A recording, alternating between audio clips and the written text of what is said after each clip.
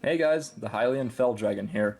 Now I've seen so many Fire Emblem players, mostly newcomers, play a specific mainline Fire Emblem game and blame the RNG because they kept missing at higher percents and the enemy kept hitting them at the lower percents, as well as blaming the game itself as a result.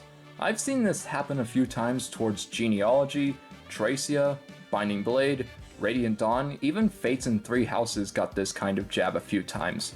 Personally, I never had an issue with blaming RNG in Fire Emblem, even when I was new to this series back in late 2016. And this blog will be my attempt at addressing this, similar to Chad's videos addressing a lot of people's petty complaints on FE4, which, to be honest, I agree with him on.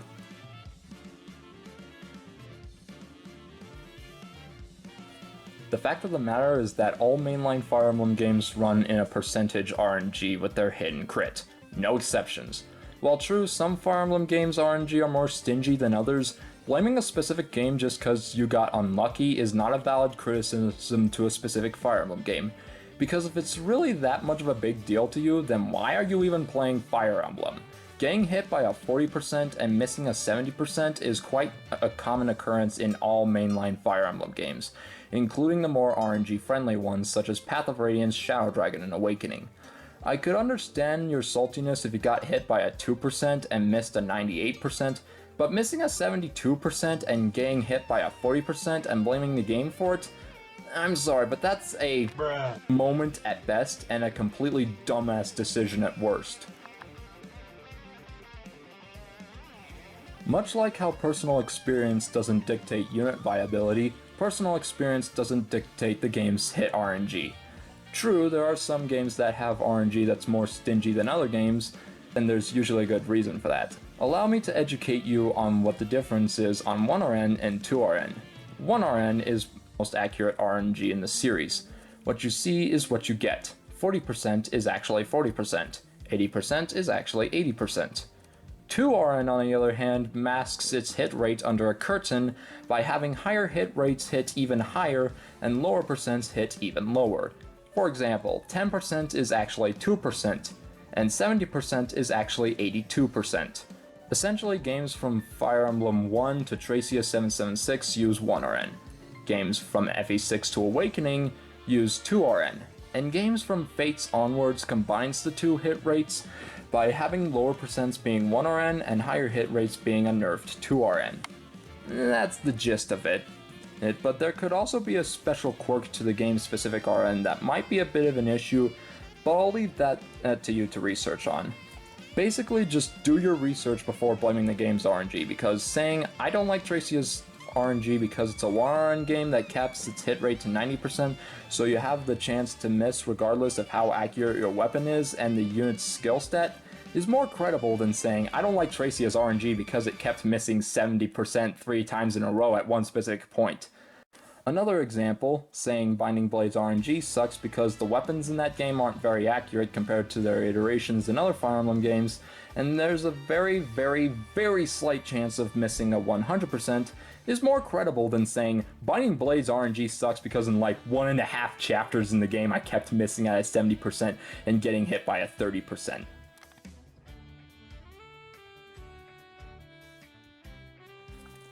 What I tend to notice with these guys is that their mindset essentially boils down to hit under 30 is bad, and hit over 50 is good. They essentially think in halves, which I think is a pretty unrealistic and simple-minded thought process that just sets you up to get a hard time with the game's RNG.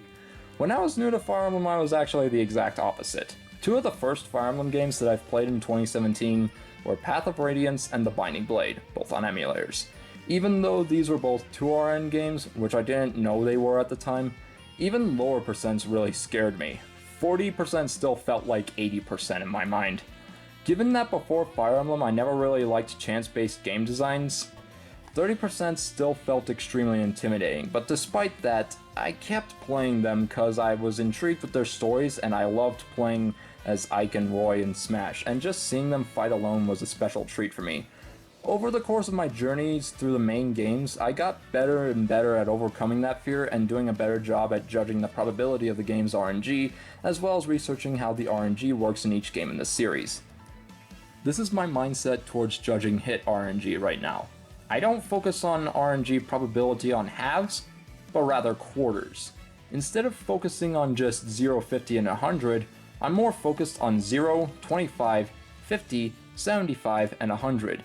Instead of hit under 50 equals always going to miss and hit over 50 equals always going to hit, my mindset is more like 0% hit equals impossible to hit, 1 to 25% equals not likely to hit but still possible, 24 to 50% equals kind of likely but more likely to miss, 51 to 75% equals kind of likely to miss but more likely to hit, 76 to 99% equals very likely to hit but missing is still a possibility, and 100% hit equals always likely to hit unless it's Fire Emblem 6.